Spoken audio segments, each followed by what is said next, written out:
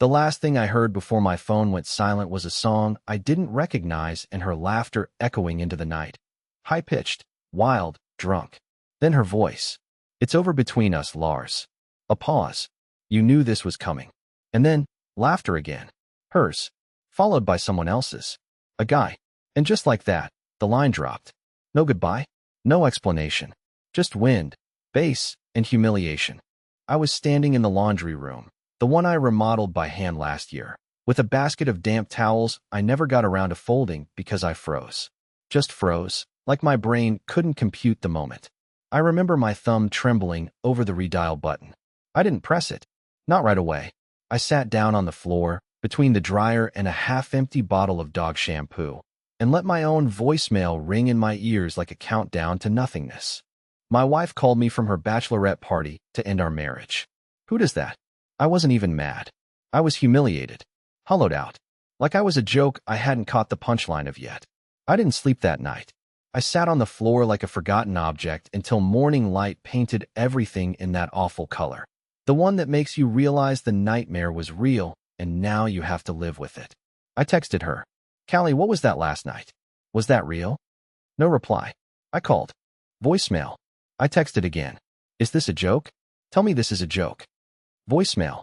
Again. Eventually, I checked her Instagram. Story posted 43 minutes ago. She was on a rooftop, wearing a tiny white dress. Dancing. There were pink neon signs behind her that said "No regrets." The caption? "The last night of freedom." So I took it. Kiss mark. There were 2 drinks in her hand. And a guy next to her. He wasn't blurred.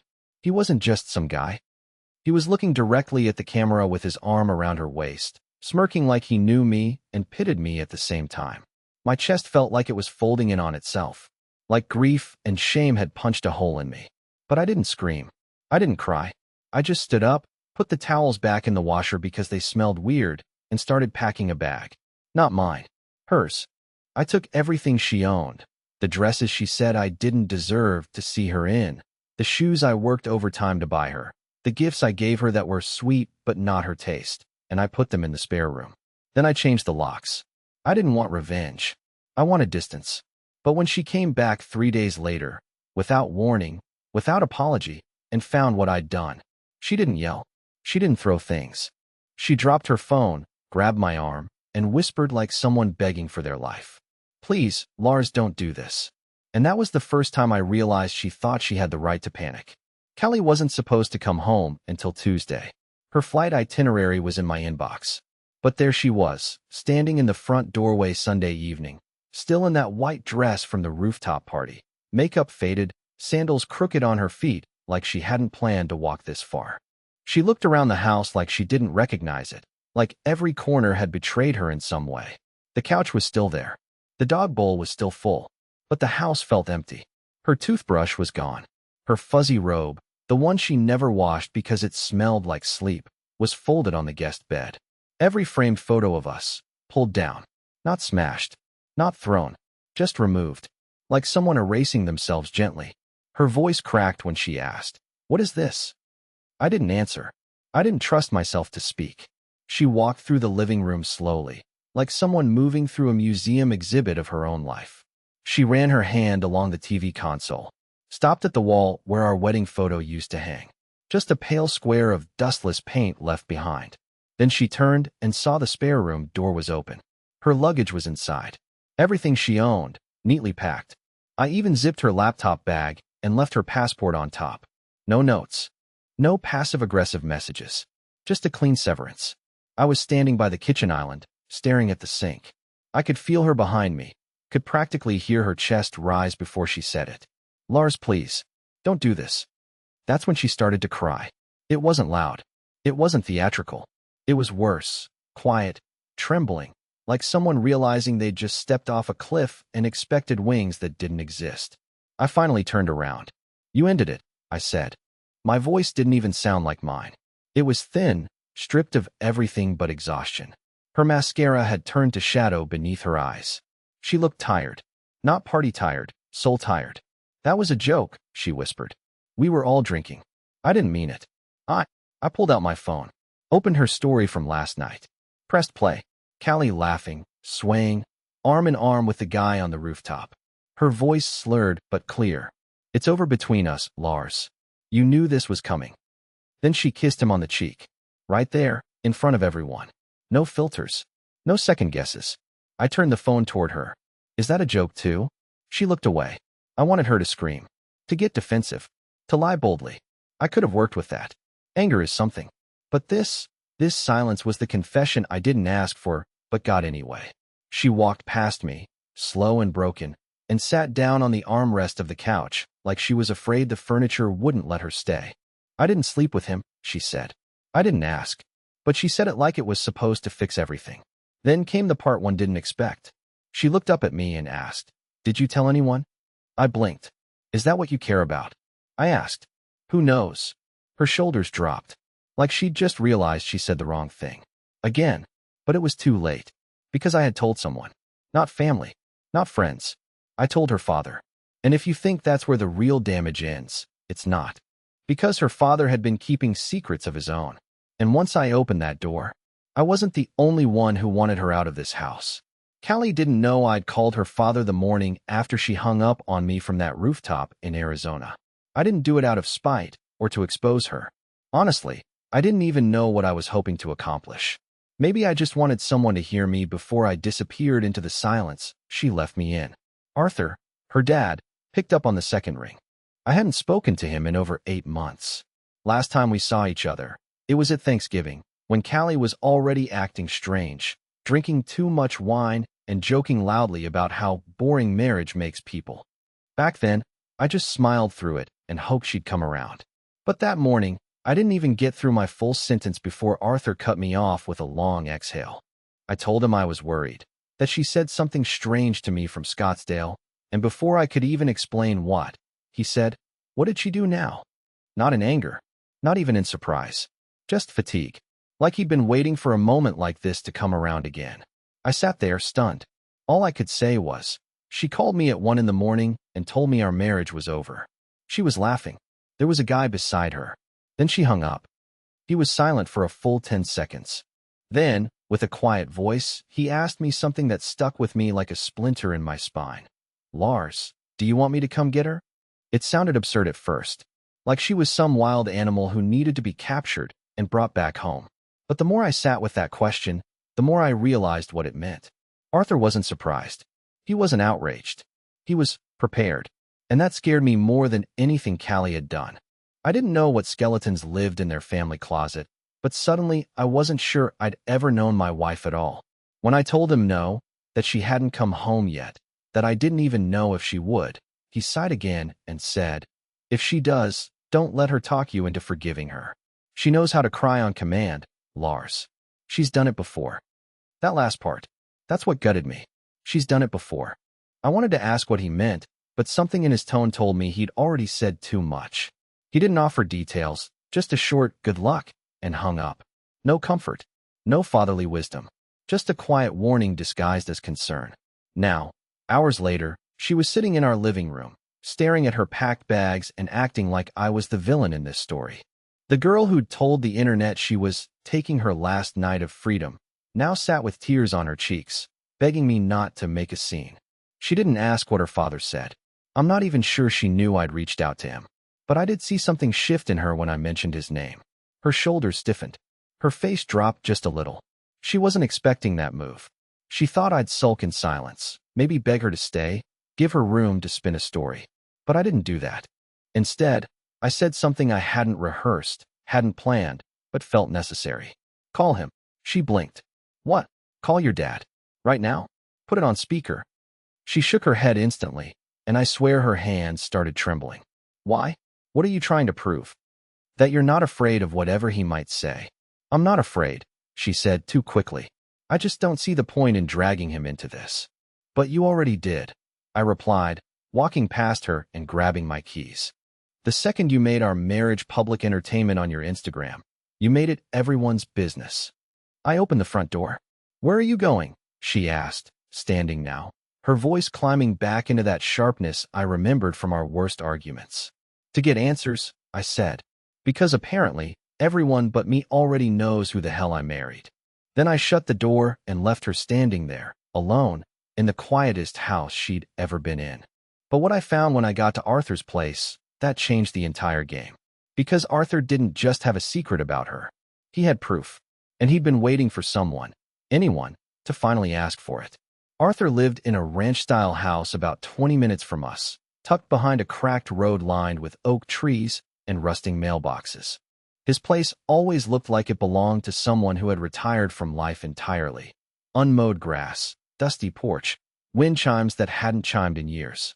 I hadn't been there since the first year of our marriage, when Callie insisted on hosting his birthday in our backyard because, in her words, he's too sad to celebrate on his own. I knocked once, then again. Just when I was about to leave, the door creaked open and he stood there in a gray thermal shirt, holding a half-empty glass of something amber.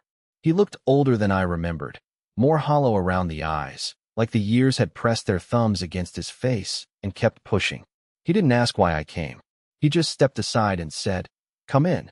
The air inside his home smelled like tobacco and dust, like it hadn't been aired out since before the pandemic. He turned down the volume on a small radio, playing some bluesy instrumental, and sat slowly in a recliner that looked like it had absorbed a decade of his thoughts. I stood for a second, unsure if I should sit. I felt like a kid showing up to the principal's office without knowing what rule I'd broken. Then he said it, calmly but without any warmth. "There are things you don't know about Callie, and maybe you never should have." I didn't even respond. I just stood there, heart crawling into my throat, waiting for him to continue. "She's my daughter," he said after a long pause. "But I stopped trying to protect her from herself a long time ago." He took a sip from his glass and gestured to the couch. "She's not evil, but she lies like it's a reflex, like she was born doing it." My stomach tightened. I didn't want this to be one of those conversations where someone tears down a person they love just to make a point. I wasn't looking for blame. I was looking for truth. So I asked, "What happened before me?" He stared into his glass like it held the answers. "She was engaged before," he said. "You didn't know that, did you?" I shook my head slowly. My mouth had gone dry. His name was Clay. Quiet kid. Worshipped her. She met him at a New Year's Eve party down in Austin. 3 months later, they moved in together. 5 months after that, they were supposed to get married. What happened? Arthur raised an eyebrow. She never showed up to the wedding. Just vanished the morning of. Took her dress, her suitcase, and my mother's sapphire ring she swore she'd return. Did anyone ever find her? He nodded. 3 days later, she was at some artist retreat in New Mexico. Said she needed to reclaim her identity. Told Clay she didn't feel aligned with the concept of ownership. I nearly punched a hole in the drywall when I heard her say it. I couldn't believe what I was hearing. Not just because it was shocking, but because none of this, not a whisper, had ever reached me in all the years I'd known her. No mention of Clay. No runaway bride stories. No sign of a previous life. Arthur stood up slowly and crossed the room to a drawer built into an old wooden hutch. He pulled out a small photo album, cracked leather cover, dusty as hell, and flipped it open. This was her, 2 weeks before the wedding. He handed it to me, and there she was. Callie, wearing the same laugh she wore in our wedding photos. Smiling like the world existed only to adore her. But next to her was a man I'd never seen before, tall, pale, with eyes too soft to know what was coming for him. "I tried to warn him too," Arthur muttered. "Didn't listen, just like you." There was a heaviness in that room, not just from the story, but from the realization that I'd fallen into a pattern much bigger than myself. That maybe, despite everything I thought I was doing right, I was never anything more than a phase she would eventually shed. "Why didn't you tell me this before?" I finally asked. Arthur set the album down and looked at me for a long, bitter moment. "Because I was hoping I was wrong about her." He finished his drink, walked over to the window, and said something that sent chills down my spine. "And now you're the one she's going to leave next. But not before she finishes what she came to do." "What do you mean by that?" I asked. He didn't answer, but then he reached into his pocket and handed me a folded piece of paper. Yellowed, old, but unmistakably real. "Take this," he said, "and don't let her see it until you're ready to walk away completely. Because once she knows you have it, everything changes." I opened it, and what I read, it made everything worse. Because Callie hadn't just lied to me. She'd lied about who she was entirely. The paper Arthur handed me was old, the kind that crackles when you unfold it, thin and yellowing around the edges like it had been tucked away in a drawer for far too long. There was no envelope, no return address, no name on the front. But inside, in the slanted handwriting of someone who must have written it with a shaking hand, was a single paragraph. No introduction, no signature, no dear anything. If you're reading this, then she's done it again. She's charming, I know. She makes you feel seen, like you're finally enough. But you're not. Not to her. No one is. She doesn't destroy you quickly. She takes her time. Smiles while she does it. I loved her once. I planned a life with her. She took everything, then vanished. If you're smart, leave now. Don't wait for her next mask to slip. My chest tightened. My fingers went numb. The handwriting wasn't Arthur's. It wasn't typed. This wasn't a letter he wrote and aged for dramatic effect. It was real. And whoever wrote it, they were trying to scream through the paper. Their pain felt fresh, like it had been sealed in a bottle and shoved into my hands just in time. I looked up at Arthur, expecting answers. All he did was nod, slow and grim. Clay wrote that, he said. I found it in the box she left behind when she fled. He never sent it to me. I think he meant to. Maybe changed his mind. But I found it 3 weeks later, after she was gone. Where is he now? I asked, my voice barely audible. Arthur looked away. No one knows. Disappeared 2 years ago. Left his apartment in Colorado, job abandoned, phone disconnected. His family thinks he just burned out and went off-grid. I think he was running from her shadow. Some people don't survive Callie, not literally, but mentally. They unravel. My mind reeled. 1,000 questions fought for space. What else had she hidden? Was any part of our relationship real?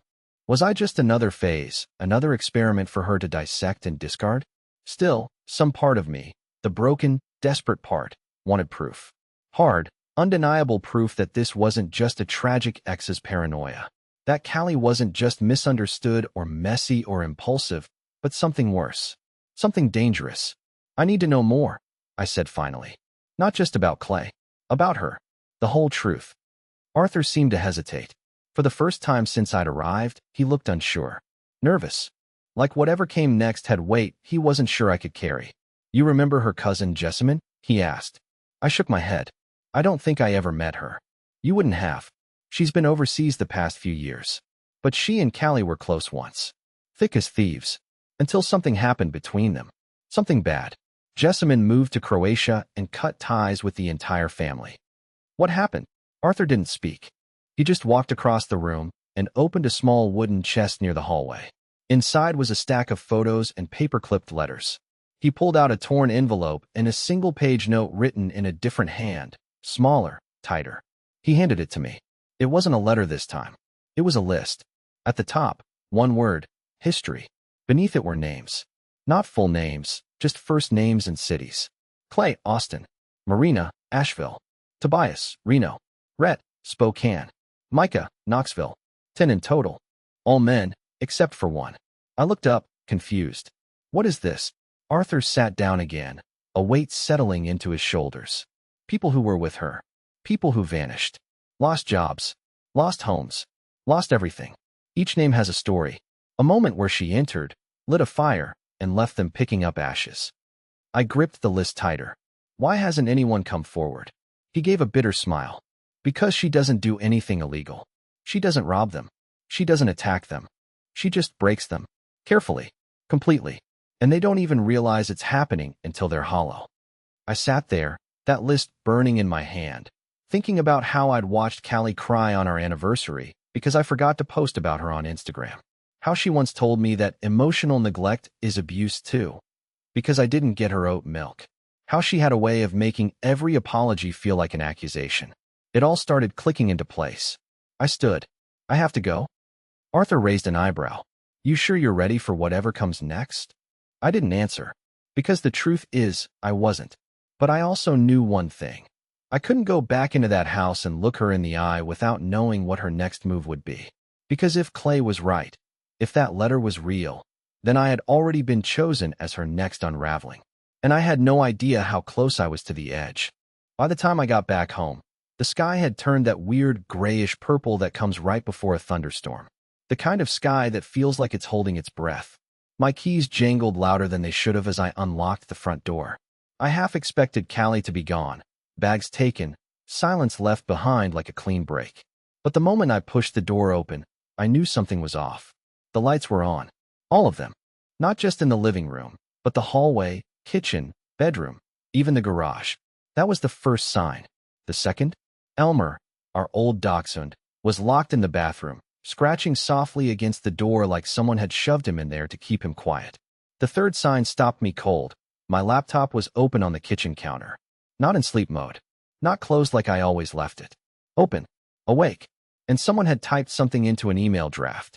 I walked toward it, cautious now. Every sound in the house felt too loud. The hum of the fridge, the buzz of the ceiling fan, the ticking of the old analog clock Callie always hated. My hands were shaking as I leaned over and read the screen. The email was addressed to my boss. Subject line: formal complaint regarding Lars Mears. It was already 3 paragraphs long. Allegations of erratic behavior, emotional outbursts, concerning tendencies toward paranoia, and, the cherry on top, a claim that I had been accessing sensitive client data after hours. My stomach turned. This wasn't just a warning shot. This was a nuclear strike, preemptive, calculated, and written in my own damn home. And then, as if on cue, I heard her voice behind me. You weren't supposed to come back this soon. I turned around. Callie was standing by the hallway, barefoot, arms crossed tightly across her chest, but she wasn't crying anymore. She wasn't trembling, pleading, or apologizing. She looked prepared, like she had rehearsed this moment in front of a mirror. I stepped back from the laptop. What is this? She didn't answer. She just looked at me, and for the first time in our entire relationship, I saw her without the act. Not the version that cried during rom-coms, or pouted when I forgot her coffee order, or clung to me when thunderstorms scared her. No, this woman was a tactician. A strategist. She had mapped this out. You called my dad, she said coldly. I know. How? He left me a voicemail.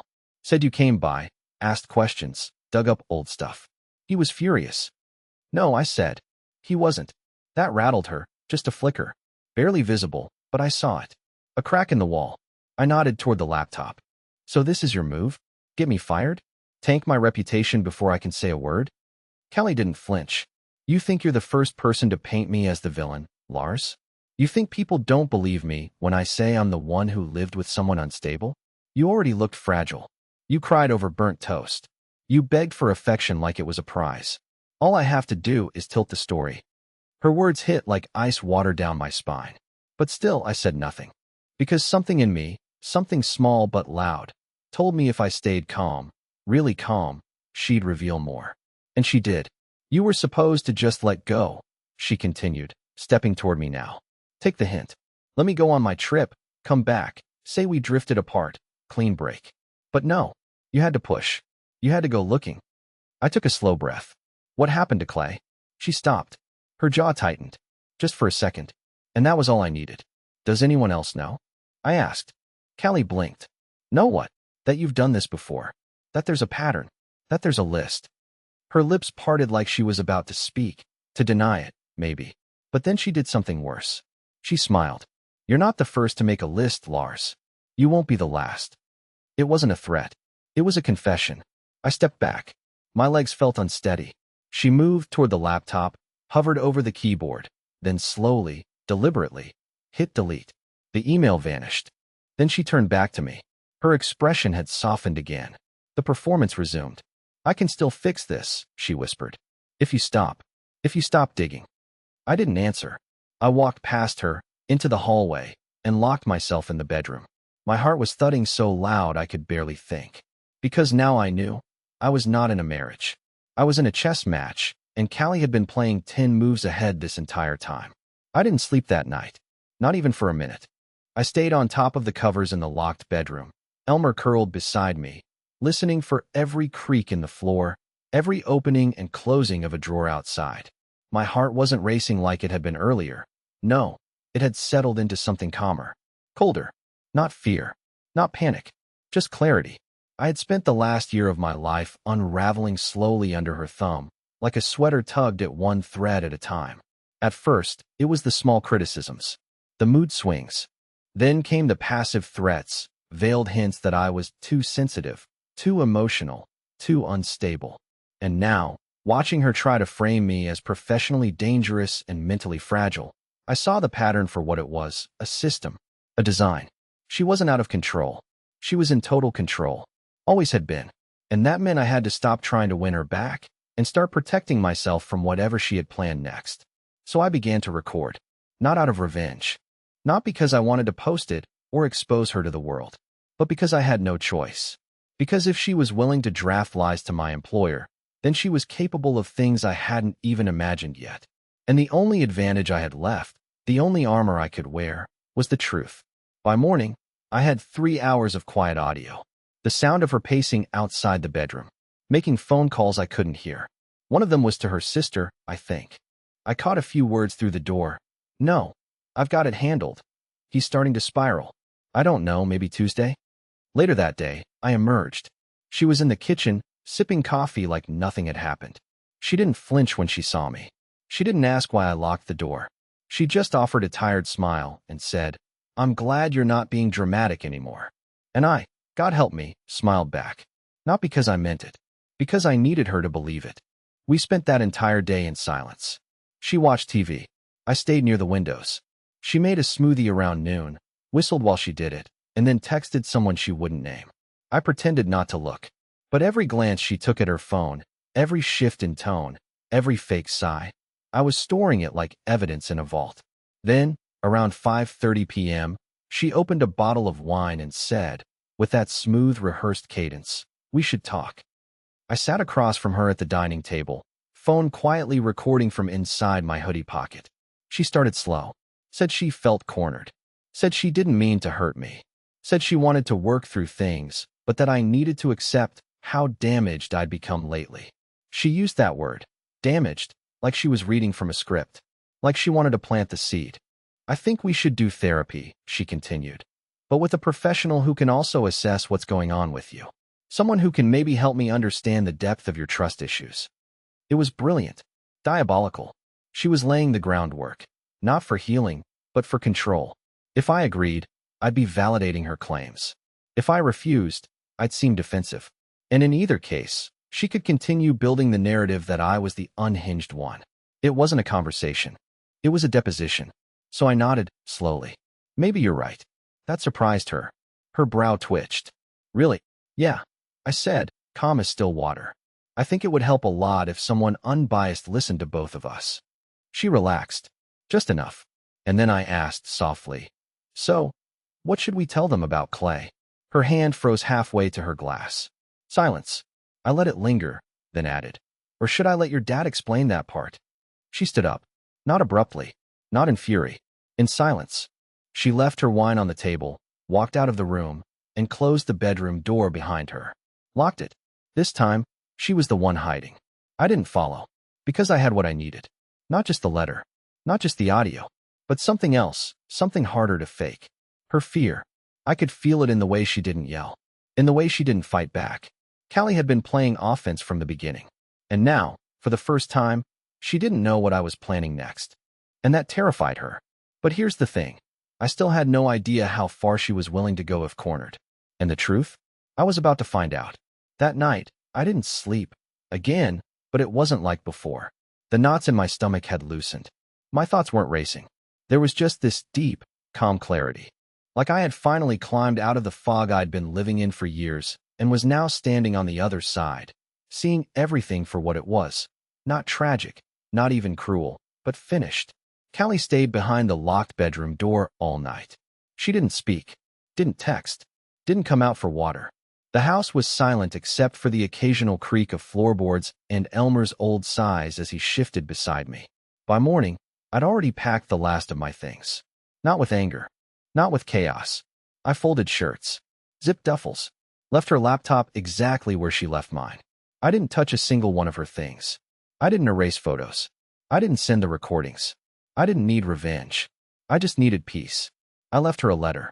1 page. No dramatics. Just the truth. You didn't break me. You only revealed who you were. And that was the most freeing gift you could have ever given me. I hope you find what you're chasing. But it won't be me anymore. I left the house at 6:47 a.m. The sun had just broken over the horizon, casting gold over the cracked sidewalk like some kind of reward.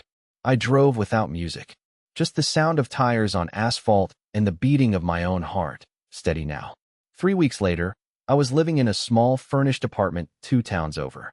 Nothing fancy, just quiet. Clean. Mine. Elmer adjusted quickly. I think he was just happy to be out of the tension. He slept through the night again, stopped pacing by the door, stopped flinching when voices raised. Like he knew, really knew, that the storm had passed. I never heard from Callie again. Not directly. I heard she told her sister I had a breakdown, that I just walked away without a word, that she tried to make it work. But you know what? I didn't correct the record. I didn't reach out to defend myself.